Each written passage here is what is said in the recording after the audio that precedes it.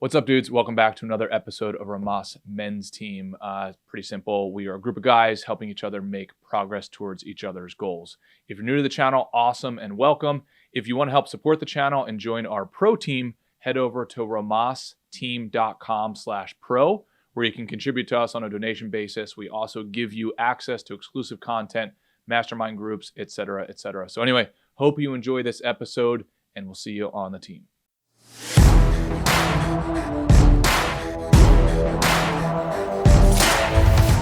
I think our Jewish brothers celebrate Passover this time of year, and our Muslim brothers are celebrating Ramadan, or they're fasting during Ramadan, and then Eid is their big kind of like, Mardi Gras Easter celebration.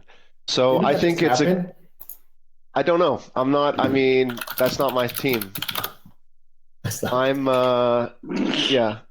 I'm more like Buffalo Bills and Roman Catholic Church. That's more my where my allegiance lie. Go Jesus, go. And before I forget, sorry to cut off your joke, Ray. Before I forget, I wanted to welcome Zach to the team. He joined last night. It was a good one. And Zach joined last night, and I think he's on here now. So right on, Zach. Have you, brother?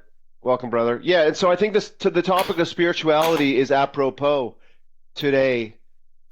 Regardless of what your faith is, whether you believe in God or Jesus or Allah or the universe or whatever it is, I think the way I look at it is for all of recorded and probably even pre-recorded history, man has had a spiritual life of some kind, and so I don't think we've necessarily evolved out of the need for a spiritual life. Rob, I missed what you were telling Wes before we started. What's this about your experience with your faith this past couple of days? Oh, well, I'm taking this class with a few friends of mine on maintaining healthy relationships, but it's hosted at a church, and it's like a non-faith-based class. It's supposed to be more therapy or self-assessment, but because it's at a church, I was telling Wes, it's like the Super Bowl out there. They got all their tents up, they got all the candles going, they're ready for the big show. Exactly. This is their time of year. The big dance. Yep. Exactly. So it was interesting to see because it is just literally everything. It's all Eastered out. Yeah. And then we've got the Dark Sith Lord. Yeah, that's right. Phil joining us just for the. Hey, Ray, I see you're still working on your comedy, huh? When are you getting up on stage, dude? Oh, you're gonna go up on an open mic. Oh, dude, I'm paying the price. He is Satan's messenger. Sorry, Ron. Hey, dude. One day, Phil and MSG are going to gang up on you. Rob, just to round it up, you said Wes knows your mom, and I don't know what. Yeah. So I was also transitioning because I was telling Wes my mom is super Catholic. I was raised super Catholic. Awesome. But Wes was like, "Congratulations to your mom," because he knows my mom is super Catholic. So I didn't know if that's what you were talking about too.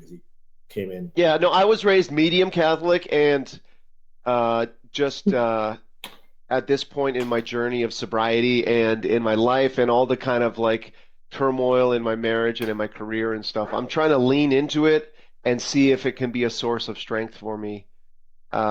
Because my spiritual life, it's very Catholic these days, but other days I lean on the universe. Other days I lean on the wisdom of the kind of just the group, whatever team I'm on, as a kind of a higher power or as a kind of guidance. And I don't think that any of these are in contradiction. Do you guys find I was raised in Catholic back east in basically, I don't know if you guys can relate to this, where you were almost known by your parish, if that makes sense. Oh, he's from Fatima. Oh, he's OLPH. He's blah, blah, blah. I'm OLPH, by the way. Are you really? Yeah, go Tigers. That's my church up here in Toronto. So I mean, there was basically no diversity in religion, and outside of, let's say, probably three nationalities, there was no diversity.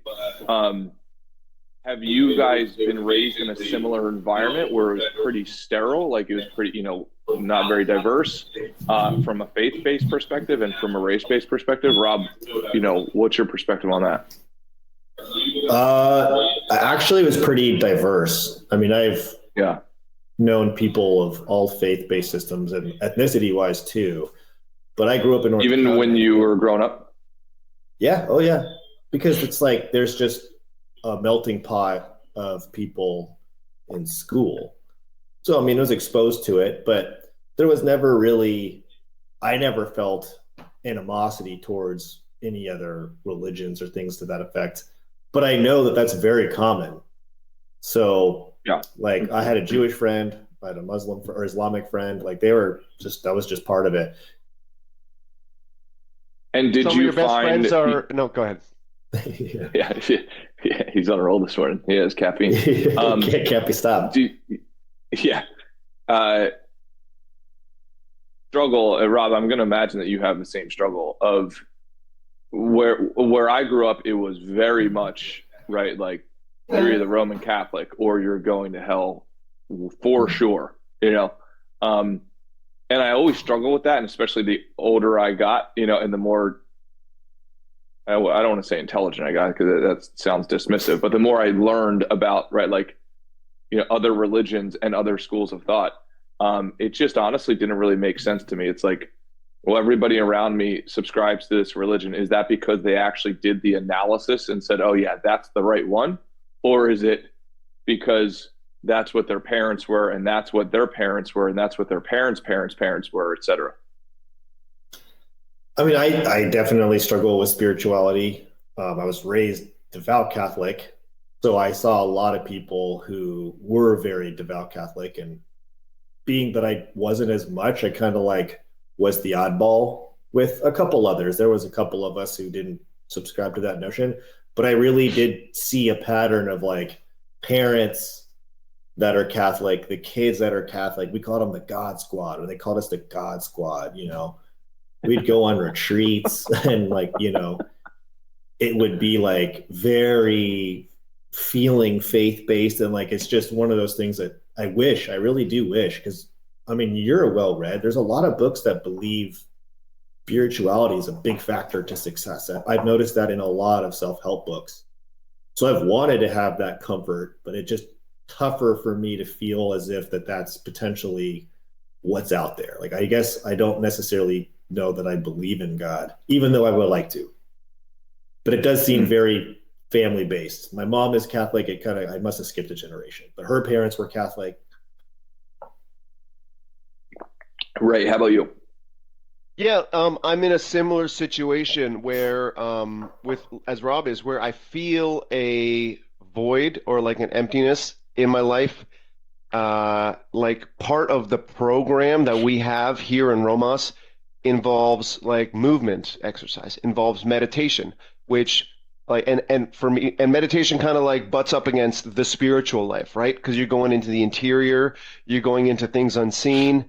And so I agree with Rob that I haven't read the books, but I believe that a spiritual life, so how I experience a spiritual life in terms of AA and recovery from drugs and alcohol is like, when the addict tries to take the wheel and make all the decisions, he ends up in the gutter, or the plane crashes into the mountain.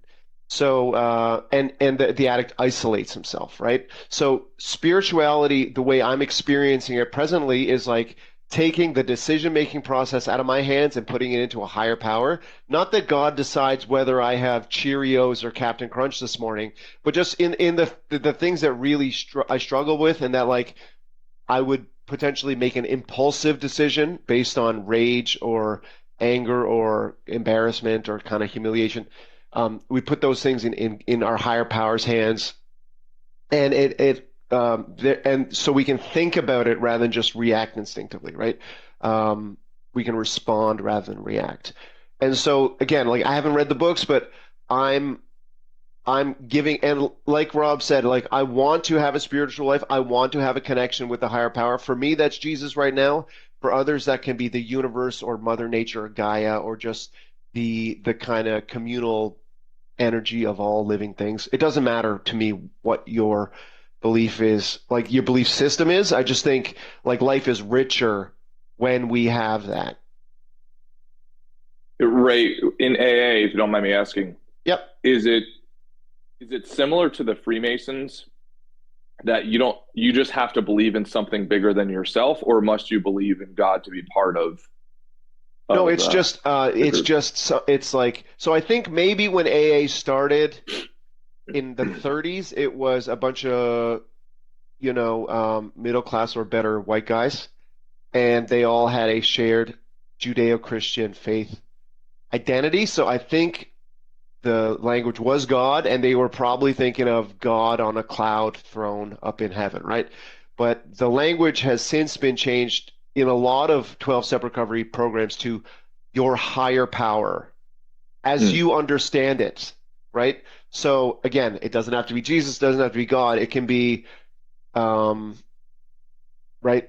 the flying spaghetti monster. It can be Gaia, Mother Earth, whatever it is, as long as it's you're not crushed by the need to make all of the decisions on your own. Got it. Phil, I'd love to hear your voice in this, bud. My parents my dad is a recovered alcoholic, so he talks about God in kind of a very boomer way where he clearly doesn't care or think or follow God's rules in any way, but he talks about God randomly once a month or something. That's the only exposure I've ever had to God. My parents are not religious. We didn't go to church. So I literally never thought about God at all until I was like 18. I randomly got really, really into the atheism versus God debates type of stuff on YouTube. Like I got really obsessed with it for some reason. Now and I just know all the arguments now. But now that I've gotten older, like, it's weird because in the 2000s, atheism got very, very like trendy for a very short amount of time. And I feel like anyone who has a little bit of self-awareness now realizes it's not cool to be like, yeah, you're stupid because you're Christian. It's like pretty like embarrassing to be that way. Although I don't believe in God, but like, since then I've learned a few arguments that at least make you. I think you get a one-sided. It's more one-sided than you realize when you're only watching God debates. Because you can argue for the existence of God, but that doesn't necessarily. Well, whatever. Anyways, I don't want to get into it, but I don't believe in God, but I think, like, I don't believe in a Christian God, and I don't believe in a specific God, but I think spirituality. I think atheism is very, very young, and I think if we keep going for another few hundred years, I think atheism could be very deep in a spiritual sense. And I think that's I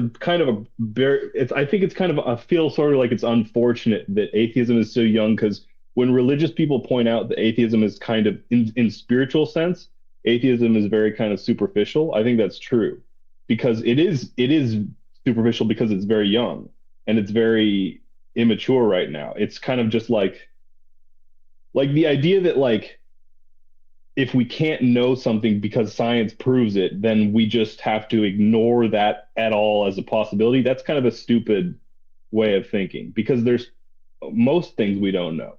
I hope I'm coming through. My internet's coming through. Most things we don't know. There's probably a billion things that we all kind of sort of know are sort of true just from experience that we can't prove.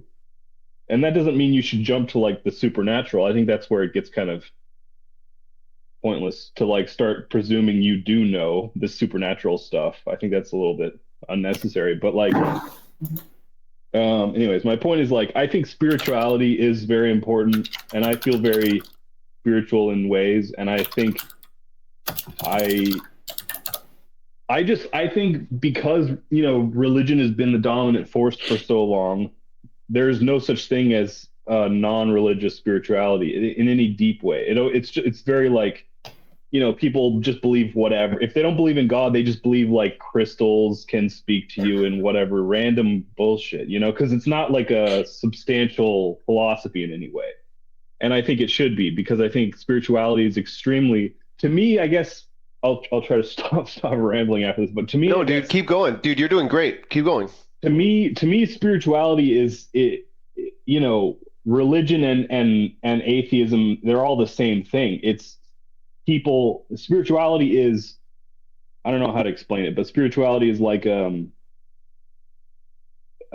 deep faith, and I don't mean faith in, well, it's hard to explain, but a deep faith in like, I don't know, the connections that mankind has made and will make and can make. It's like belief in yourself, or belief in, I don't know how to explain it, but spirituality is extremely important. Like at a basic thing, like the whole like law of attraction is bullshit, in the sense that like thinking you're a millionaire and then doing nothing else is not going to make you a millionaire. But believing in yourself is extremely important, and believing that you are like, so okay, so I'll just end with this, but like I think it's the natural conclusion a lot of atheists come to is like, oh, nothing matters, the end.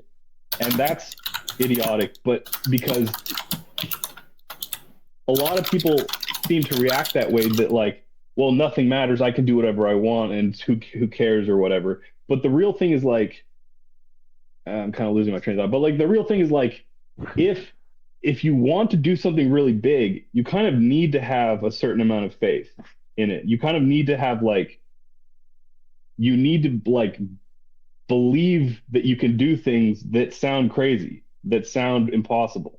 And that belief is part of, I don't know, it's kind of part of the act of doing it, And I don't want to like fake it.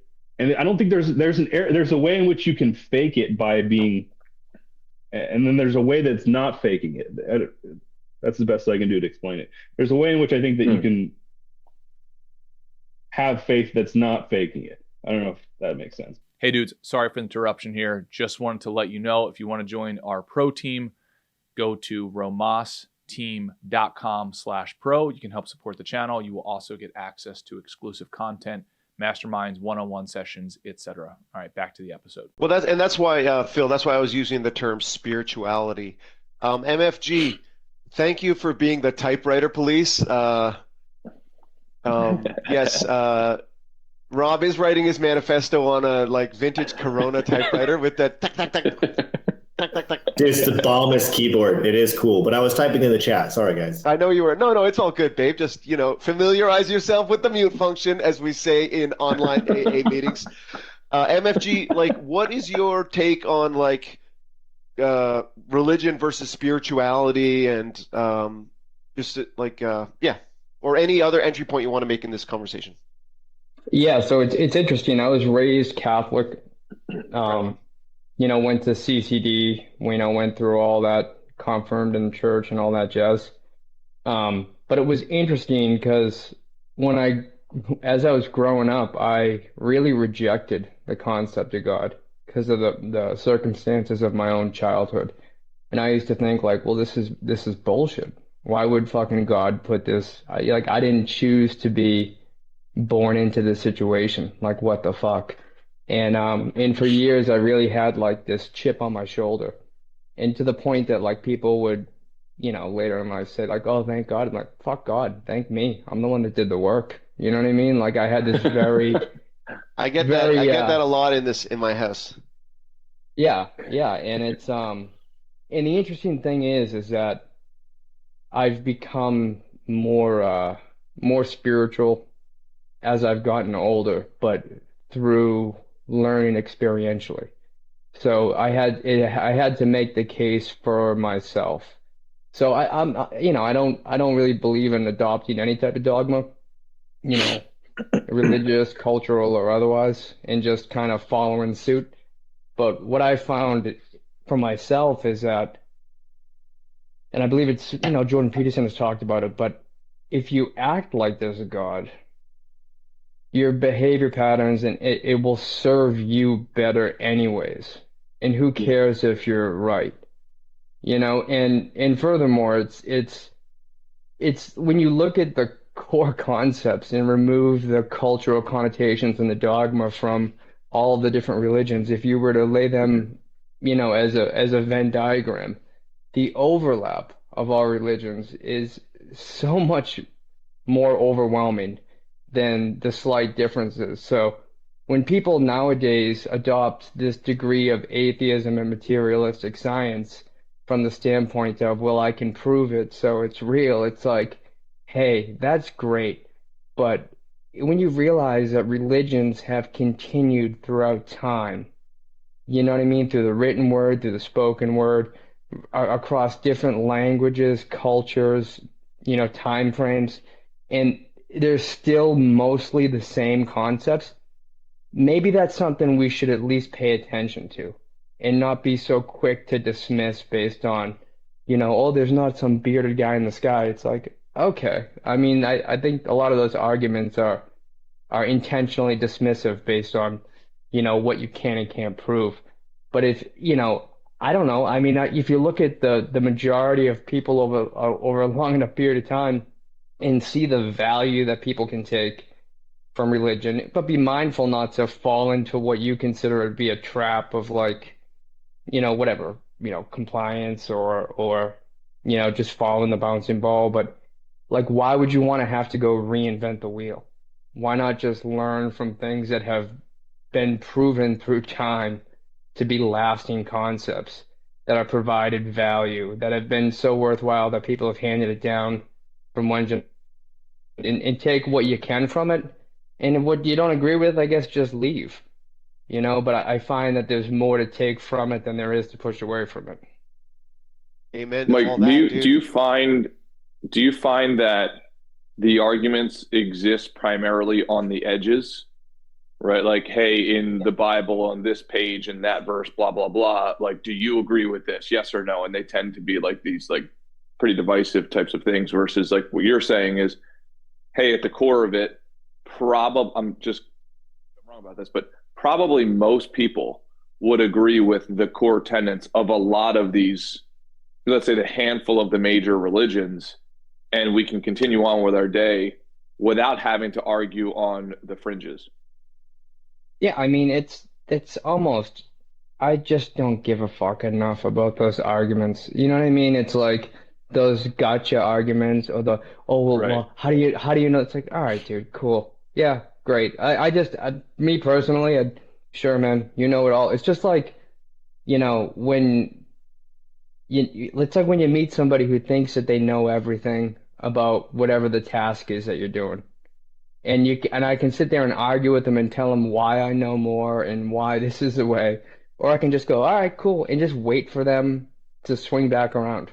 You know what I mean? And then they'll be like, hey, man, I don't know how to do this. Okay, great. So I would just rather, and I don't, who gives a fuck what anybody else thinks? Like, why do I have to worry about if West is agrees with what I believe in my fucking head? And by the way, that doesn't mean that even has to be a layer between Wes and I, because I don't have to believe everything that you do in order to believe that you provide value and that you're a great friend and all those things. So it's like, I think that sometimes people want to focus on the minutia and the details because it gives them the illusion of control. Well, I can wrap my head around this and I can shrink my world to this, and then if you don't agree with me, then I can write you off instead of actually having to engage and integrating thought. I think it might be cool to take a quick poll right now because I almost put it in the category of politics or, you know, your wife or your girlfriend, where like the arguments probably happen in the hypothetical like intellectual debates, rather than the real life practical scenarios. So for instance, like the girlfriend who like just randomly during dinner will be like, okay, if I was hanging off a ledge and your mom was hanging off a ledge and you only had one hand, right, to help, right? Like right now, in front of everybody, who would you help? That I'd sort of spank thing. the monkey and let you break both up over fall to this your argument. death. Yeah. So I wonder if like religion is a very, very similar thing of like, if in the absence of maybe having a discussion like this that could, let's say, turn heated, we would have never been in that territory in the real world ever. But if you're going to force us to get down to like the third decimal of what we believe, Ray, let me throw it over to you. What's your perspective on that dynamic? Yeah, man, those are like loyalty tests, right? Oh, dude, every fucking week, man. Yeah, dude. Again, like I'd rather just adjust my comb over and let them both fall to their death, right? Use that hand. Is that an option? Just like, I'm like, do I have full coverage here? Okay, bye guys. No, but I think like what MFG said really resonated with me and reminded me of an important lesson that I need to keep right on at my fingertips, which is like look for similarities instead of differences, right? And so if I'm going to apply it to your hypothetical, it's like the person asking you for that loyalty test is looking for differences. Like, do you love me more than you love her? Like, is your allegiance to me greater than it is to her? Whereas what would be the similarities approach? Like, I love you both, and I'm going to do my best to make time for you both, right? When it comes to like other drivers, like it can disarm road rage, right? Where it's like someone cuts you off or someone cuts off someone else. It's typically someone cuts off someone else, and I'm like, look at that asshole, right? And then if I can just think of like the similarities, not differences approach, I'll be like, oh, I'm probably guilty of doing that, or if I just do a survey of my own driving that day, I've probably done that, right? And so, and I guess, look, if I'm asking for the similarities instead of differences approach, do I ever seek loyalty oaths from people in a similar way, right? Do I get caught up in that in a similar way?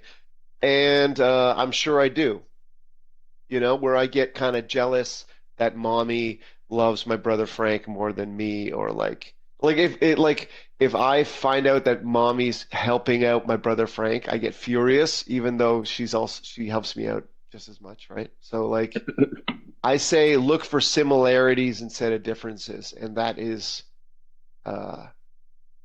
what comes to mind. Rob, has differences in religious views ever gotten in the way of a friendship for you? Like, has it ever actually come up outside of forcing like an intellectual debate? So definitely have had debates where I feel like no matter what I say, I'm going to be an asshole. And it's like, I thought that you were supposed to be understanding and receptive to everybody's viewpoint, but I haven't necessarily experienced that in my life. I feel like a lot of the times it's like, oh, you're an idiot. You know what you're talking about. But then I'm like, well, what about other religions that don't have the exposure to your religion? Are they just going to hell? And I think that has caused to have some issues in my life. But I do agree with everybody, especially Mike. I think Judeo-Christian values are pretty good. I've had a girlfriend one time when we were discussing what our wants and needs were, and she had mentioned that she wanted to have a Christian-based family, and I agreed to it because I do think Judeo-Christian values are great. But I also told her I don't know that I can commit the way that you want, and we were able to overcome that. But there have been points of time where there's a lot of contention. You know how it goes. Like religion and politics are very contested. Radioactive subjects. Yeah. And it's like, I'm a debater by nature. I can also shake it off. Like I can completely disagree with somebody. It might even get a little hot. And like, I'm not immune to having emotions too, but I can put it to bed. And I do notice, especially with Christianity, because that's what I'm mostly exposed to, a lot of the answers I receive to real problems are answers that I don't believe to be real answers. And that kind of sometimes gets upsetting, and I don't relate to those people. So it's like, hey, what are we going to do about this? Like, well, God's got us. And I'm like, okay, but what are we going to do about this? It's in God's hands. And it's like, well, now I don't know that I can really relate to that person anymore, because now I'm trying to solve this problem. And I wish I had that level of commitment to spirituality. But I feel like in my life, the way that I solve problems is by thinking about it internally and not, or delegating it to someone that I trust, right? Like the men's group or Wes or people that I trust, not necessarily to like a spiritual figure. And I think people do get upset with that I don't have the same level of commitment to their comfort and knowing that it's in God's hands, you know? And I've seen other religions, I've seen other people's religions get in the way of their friendship. And I'm like, but you guys agree on like 99% of shit. But because you're Jewish and you're a Christian, now you can't be friends anymore. And it seems like, to me, it seems almost a little bit destructive. Well, Rob, when I joined this group 3 years ago, you know, I was a total news junkie, just like a voracious appetite for like news. And you know, when Wes said like he doesn't watch the news, like it was kind of confusing to me because he has such an appetite for information, right? And his quest for wisdom. But life has been so much better since I checked out of like the Greyhound race of who's doing what in Washington, right? And then even global geopolitical affairs that you might think are consequential are actually not to the meaningful steps I need to take in my life. So I think the same is true for religion in a way, right? Where what other people do and think, like MFG said, what other people do and think, I do not have to take a side on that issue, you know. And and so, for example, I couldn't tell you, like, I don't even like I could name one cabinet official in the U.S. government. Like, I know Anthony Blinken is the Secretary of State. I don't know what any of the other ones like, and that's a good thing because I don't need to know what the Secretary of Commerce is saying. You know, I need to make that room in my head for more important stuff to me personally. So yeah. I mean, and so like, Rob, go ahead.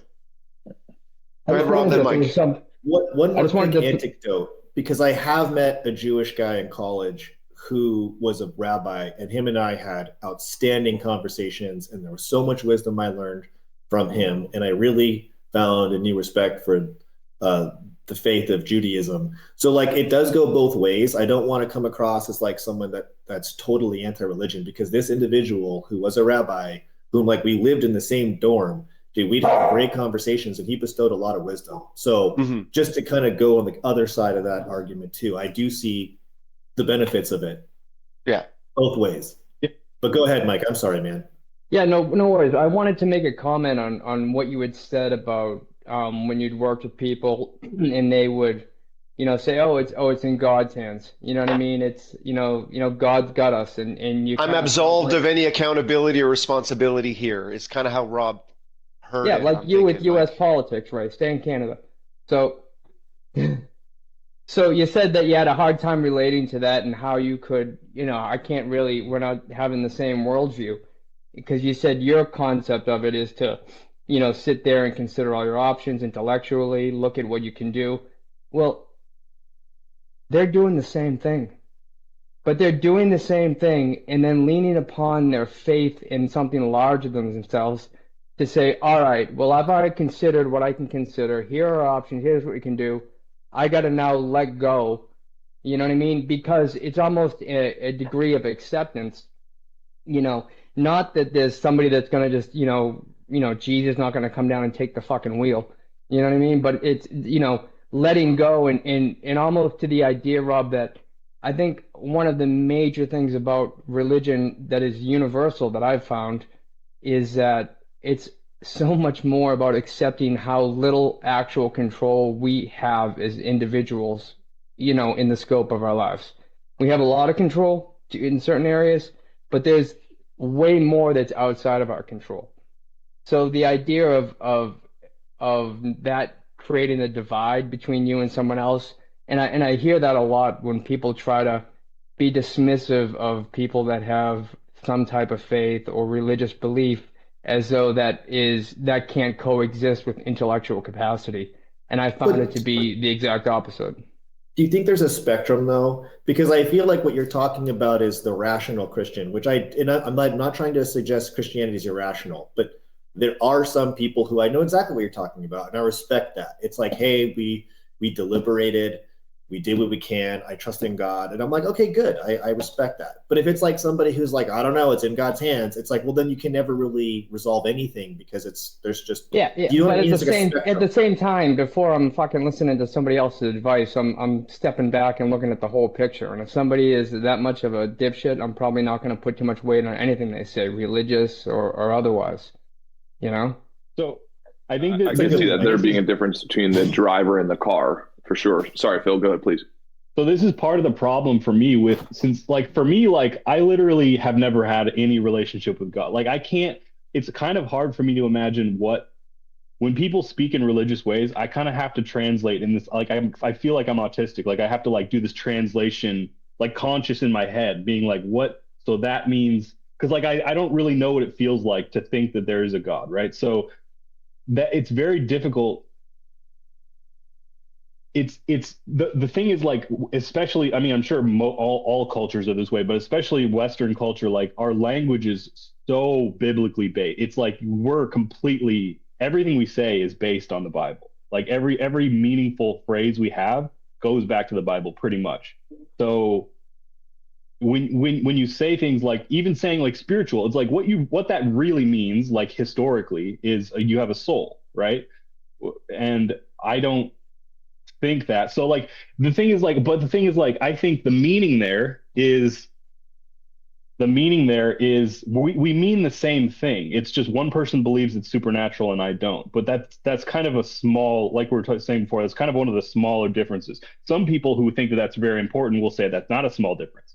But I think in terms of the belief, it's the same thing. We're both believing in the same thing.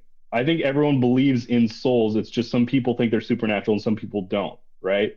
And sure, you can get all metaphysical and be like, well, the soul exists after you're dead, and I know that, and that's a very big difference. But like, okay, well, if we actually break down the characteristics that make up a soul, I think everyone kind of believes similar things, which is like, humans have an enduring spirit that's very important to them. They have a core that really matters to them, and they have whatever all this stuff. So like, a lot of people believe that, but we have this huge like language problem. Like, I think what you guys were just saying, it sounds like to me like Rob is saying sometimes. Well, what Mike was saying is that sometimes when religious people say, it's in God's hands, they're saying the same thing anyone would say. They're saying there's nothing else I can do about it. I've already tried. I've done everything I can. There's nothing else I can do about it. But sometimes, and this is kind of Rob's problem, maybe is sometimes people say there's nothing I can do about it when there is things they can do about it. And they're saying, I don't really want to try anymore about this, or this is too stressful or whatever. And it's like, well, there clearly are things you could do about it, right? And I think that disconnect is a very big problem in society. And there, yeah. I mean, I don't know. I'll stop ranting there, I guess. But like, No, I thought that was there is a outstanding, big man. disconnect. Yeah, Yeah, another no, I great think contribution, man. And Wes, I'd like to hear absolutely. Arjuna's take on whatever entry point he wants in this conversation. Go for it, dude. There we go. Unmuted. I mean, yeah, being born into like Hare Krishna philosophy, obviously I can talk spirituality all day. But I just wanted And dude, to I'm so sorry. I'm so sorry, Jenna. Can you teach me what that is? I feel Krishna like such a monkey. consciousness. Any So of it's it. like there's Buddhism, which is kind of like a younger, more respected branch of Hinduism. Hinduism's older. Hinduism has all these different there's so many different sects and that you can worship different deities, you can worship the personal and impersonal aspect of God. So it's kind of interesting. So like there's like different deities, like I mean, like we all know Ganesh, the elephant god, and Ganesh really just represents being the remover of obstacles. So you could spend your whole life worshiping Ganesh and then just getting obstacles out of your way. And then there's like Lakshmi, which is the goddess of splendor and good fortune. So she essentially just represents money. And so it's like the impersonal form of God. So the idea being that you could live your entire life just growing monetary abundance and all of these things in this universe. But if you're doing it with the intention, you're still doing it spiritually, because you're recognizing that the impersonal aspect is just the material aspect, which is like the thing that we can all comprehend as material beings. Whereas really outside of that, the impersonal is like the unfathomable, like the energy that's beyond our ego, the thing that we can only kind of idealize, but we can't really tangibly connect with. Got it. Okay. And then you were raised, what? Sorry. I can't hear you. Whoa. Testing. And so can you get specific on the Hare Krishna, that you grew up in and what that looked like and felt like for So with that was more like, that's more with Krishna specifically. Krishna is one of all of these different deities. And so that has more to do with like bhakti yoga, which is a certain form of yoga. So we all think about yoga as like this form of movement, whereas bhakti yoga is like living your life in an active practice of meditation. So like you're constantly within this connection of whatever the creator is, whatever you want to. And like you were saying, Ray, it's like, call it whatever the fuck you want. Like whatever gets you to allow yourself to make that true unified connection and appreciate that all of this is being provided for you, rather than being like having this mentality of control. So it's more like, and I think first of all, I love that we're getting a Hindu / Hare Krishna contribution here, because that just adds to the mosaic of spirituality that we're assembling. And yeah, I think, and Arjuna, I agree that like you can use whatever metaphor you want, but like I'm not satisfied with feeling just like a random marble rolling around a much larger marble, which is the earth. You know what I mean? And just kind of like chaotically. So like I love the idea of God. I love the connection into a millennia old faith tradition, which, you know, the Catholic Church is, which Judaism is, which Hinduism certainly is, and the Muslim faith is. And so just like even if you take out the God part, just being part of a team, like as we talk about on this podcast so much, being part of a community of shared values, having something to do where you go and sit in a room with people. I don't know about Hare Krishna. I mean, I see them banging and wailing away at the airport, but like in my church, it's active, but it's mostly just 90% sitting in a room and being quiet, right? And I think that pays dividends for me and my mental health. So like, Arjuna. Yeah. Oh, please go ahead, buddy. Sorry. Oh yeah. So yeah, the one thing one of the big things I wanted to bring up, because I mean, it's like Mike was saying too, it's like there's so much, but you take what works for you. I mean, my dad was the teacher of a Gurukula school, and he was like raping kids and stuff. So if like anyone had the ability, or if anyone had the desire to justify rejecting the Krishna consciousness because of that, like I could have very easily been like, well, that's a cult and there's abusers and this and that.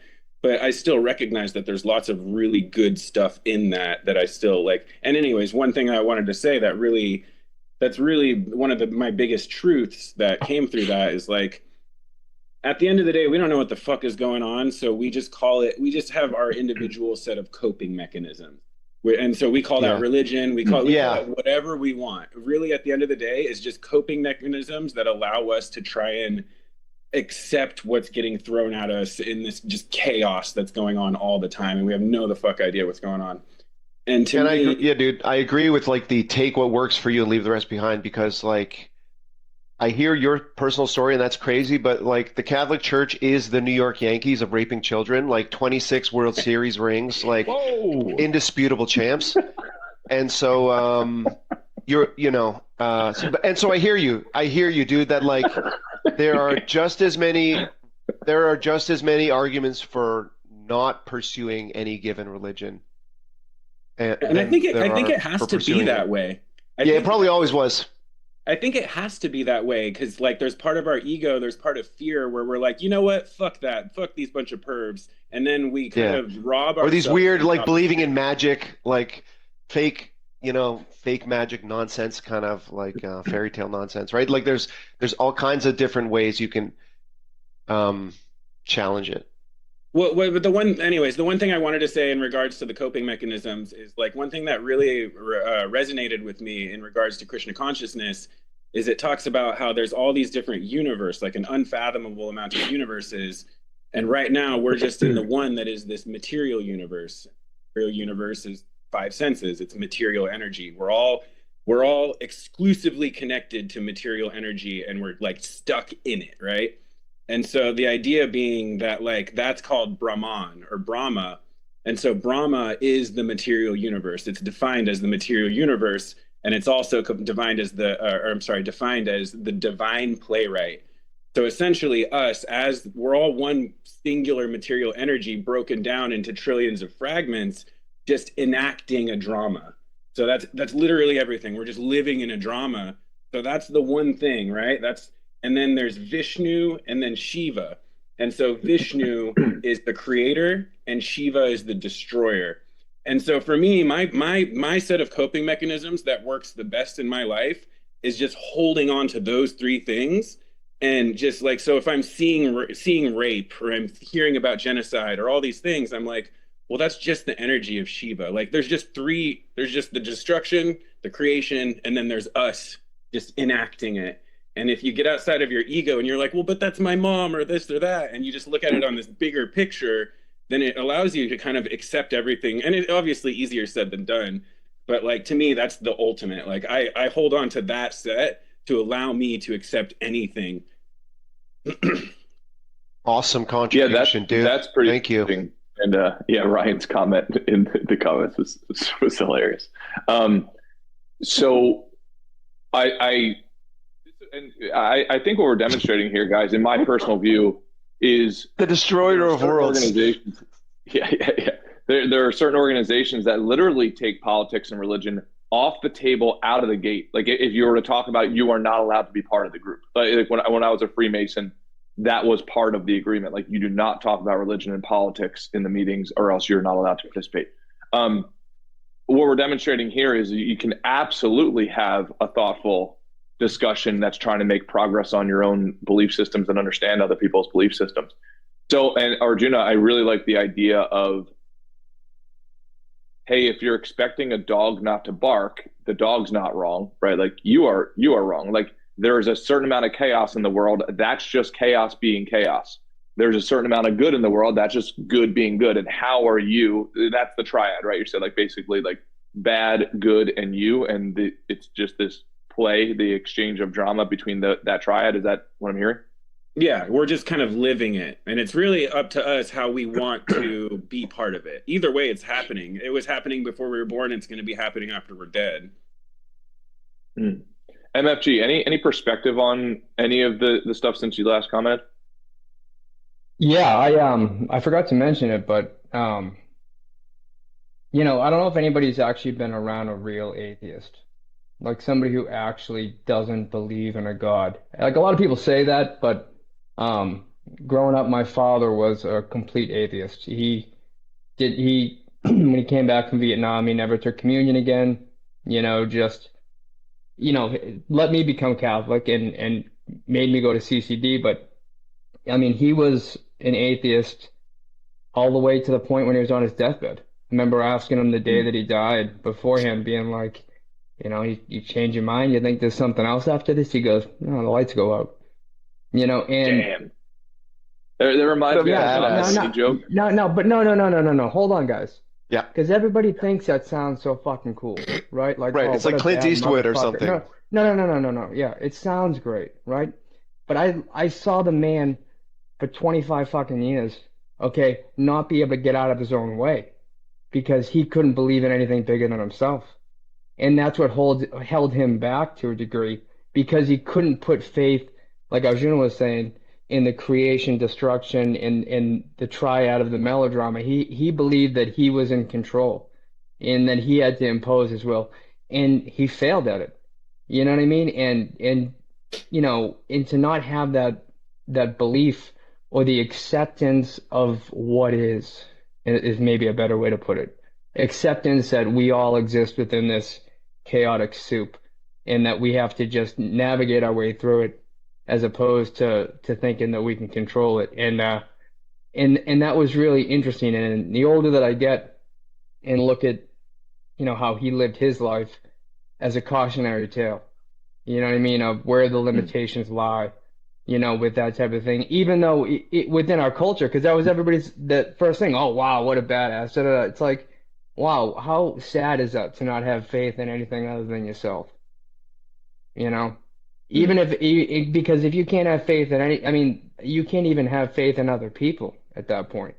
If you can't have faith in something bigger than yourself, then you look at everybody like, well, they must be like me, and I can't have faith in myself. So the world gets pretty fucking bleak.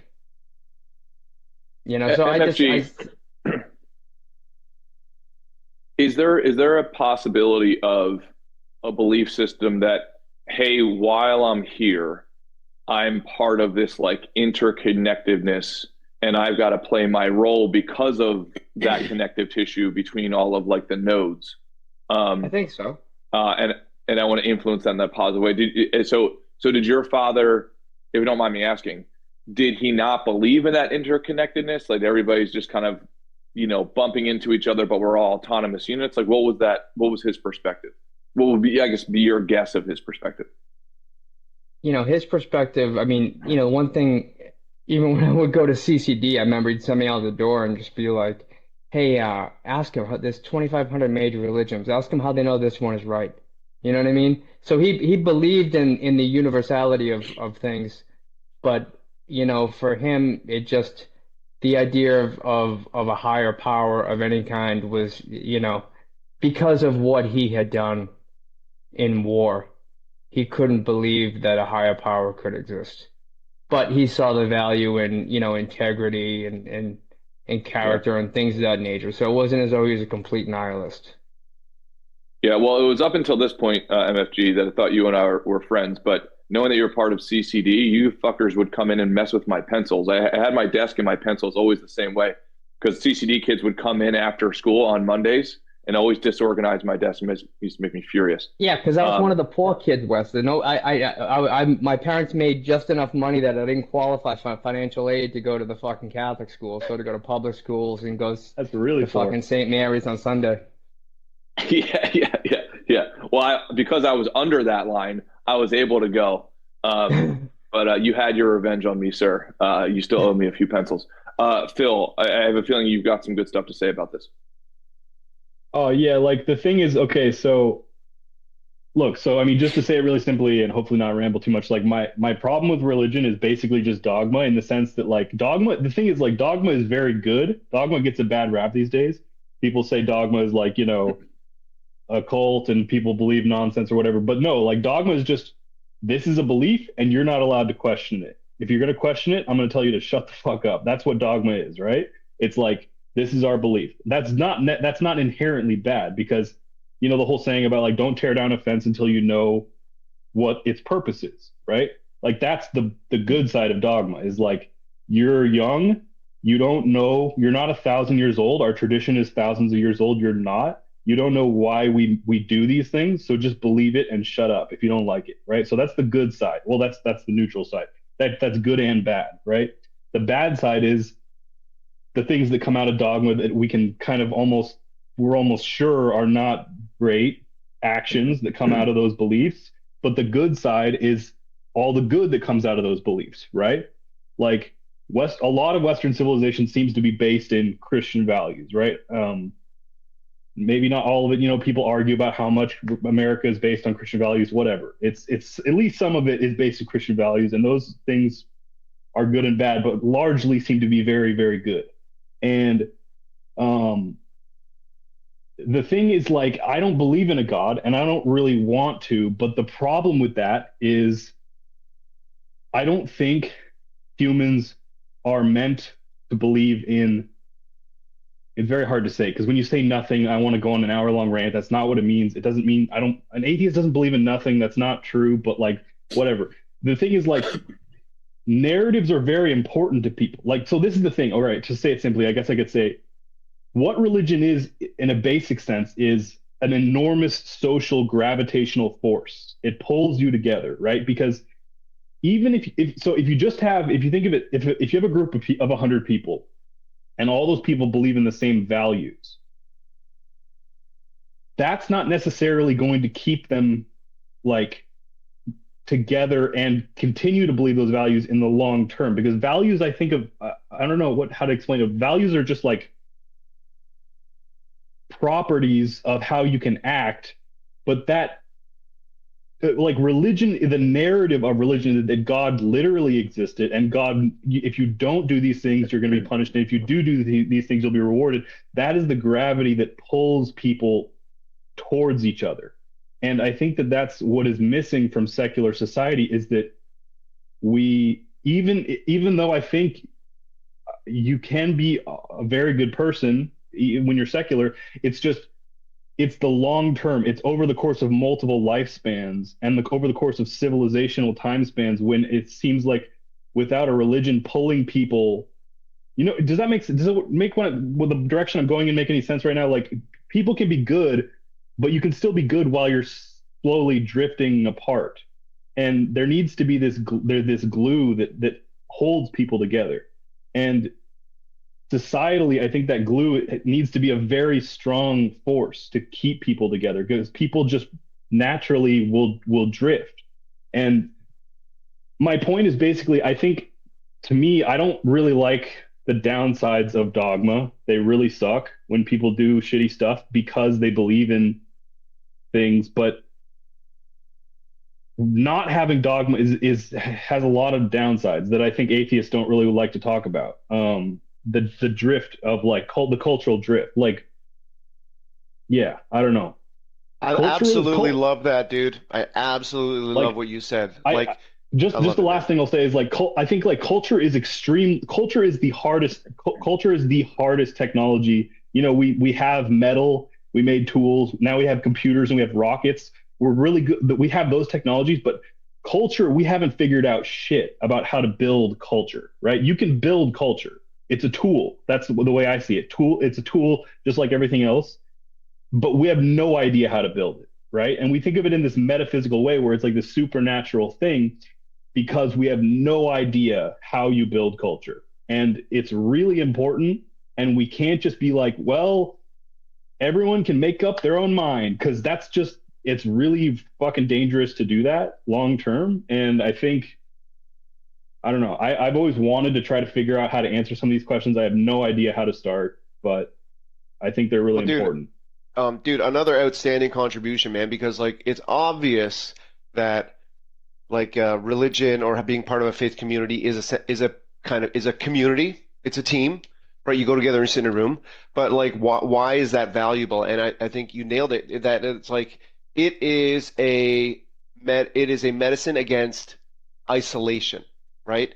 And the art world, the music scene, sports teams, they perform a similar, a more modest function, but like the force against people drifting and isolating, I think, is like a very important function of religion and faith and spirituality.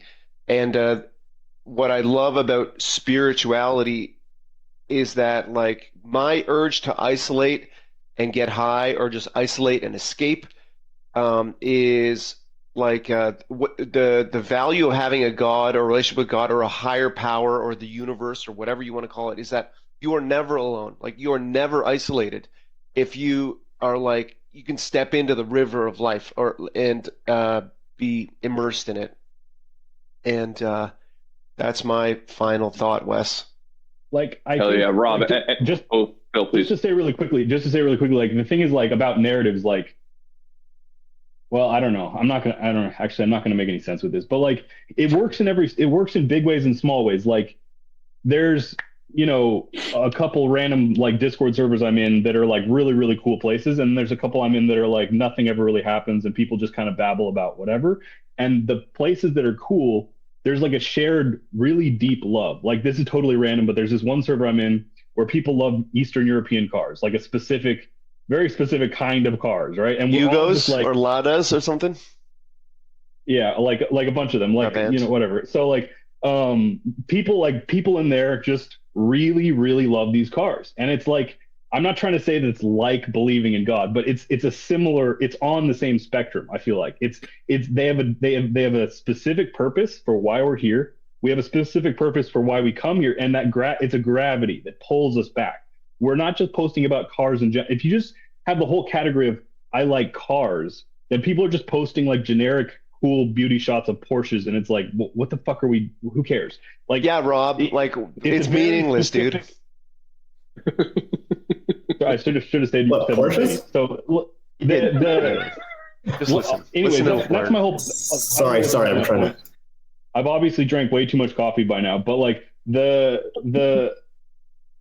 gravity is really important, and I don't know how to answer. I don't know how to figure that part out, but we need gravity, and I feel like gravity is what's missing from society right now. That's why there's no community right now, because there's not enough gravity pulling us into places like this. This place is, it's incredible. Thank you. Thank you, Phil. And no, I could totally understand like the strength of the adhesive is the X factor. That's at least that's what I'm taking away from what you're saying, or one of the pieces. And another big takeaway that I'm walking away with is I love Arjuna's contribution of, that's just, I'm so sorry, Arjuna, that's just Vishnu. Is that what he said? Vishnu. So Vishnu is the creator and Shiva is the destroyer. So all the bad things, just Vishnu. Okay, Shiva. Yeah. I like the concept of like, well, that is predictable because that exists in the world, rather than this naive like, oh my gosh, that where did this come from? Like it's the first time it's ever happened. So that was the big takeaway for me. Rob, final thoughts, man. Any takeaways for you, brother? Well, I mean, I think Phil said a lot of good things about community, and like I do think that religion provides a lot of good community for a lot of different people. Like I have friends who that's their friend group, and I think that Christianity and I guess Judeo-Christian values, because I don't really know as much about Islam, are great. I think that there's lots of pros to it. So I think that sense of community is fantastic. Oh, yeah. Awesome. FG, final words, buddy. Yeah, man, I think Phil hit the nail on the head. You know what I mean? Like religion can be a narrative, and it can be an empowering narrative that you can share with other people in a way that can carry you through the times when you're having doubt in your own self. You know what I mean? It's just like an empowering narrative to adopt, regardless of circumstances, because you can see it in others. When you're at your down point, you can see how it's working for others. And that's it's just a useful way to frame the world. Yeah, hell yeah. Arjuna, final words, buddy. Yeah, I just wanted to give you your flowers. I had a chat with my mom the other day, and this is kind of a good poetic contrast of exactly everything we're talking about. She's drinking the Kool-Aid with Al-Anon, and my sister's drinking the Kool-Aid with Landmark. And so unless you're come from those angles, then like you don't understand. And so it's been really nice to bring this group up to my mom. And the first time in decades of actually her not getting triggered about like me challenging her relationship with Al-Anon as like the end all be all, the way to God, if you will. And to be able to bring in all of those things that Ray, you bring in, Wes, you bring in, we're bringing all of these things in to create this. And it's really fucking cool. And I really appreciate it. Hey, thank you, brother. I appreciate it. I appreciate your contribution as always, my friend. Seriously. Thank you. Ray, I think you had something to say, bud. No, I'm just Phil's trolling me in the comments, and Phil and Rob just got to cool off with their Porsche supremacy. Like there's no Porsches in heaven, boys. They're all down below. All right. Thank you guys for an outstanding contribution. And Phil and Arjuna, you guys really taught me a lot. And Mike, I didn't get anything from Rob or Phil or Wes, but you three gentlemen taught me a lot today. So thank you. You guys have a great and blessed Easter, Passover, Ramadan. Salud. weekend, and let's do this all again on Monday. What do you say, boys? All right. Phil, any nail in the coffin you want to put for Ray? I'll give you the last shot here. Oh yeah, Ray, get up on that comedy stage, dude. You're gonna be a millionaire in a couple of years. Dude. Just get up on the stage, man. Hey. Yeah, and buy some of my art, Ray, for Christ's sake. Or sell some of his art, man. Do something with it. No. Is somebody muting me? By the way, is somebody muting me from thank you guys? I fucking wish he would. Hey, so someone's got to do it. Hey, I said you want to call for Oh, so I was wanting to listen in. What happened? No, I think I don't know what that was. I think this place is freaking cool as hell, and I appreciate being here. I really appreciate you, Wes, for keeping this place going. Pretty cool. Yeah, thanks. Well, I appreciate you, it's buddy. Not without effort, man. I Literally really doing the it. Lord's work. You're welcome, boys. You guys, it's all of us circle, not a triangle. But seriously, especially Phil and MFG, that means a lot coming from you guys. So thank you, dude, so much. You guys have a great fucking weekend. Love you all. Later. Peace.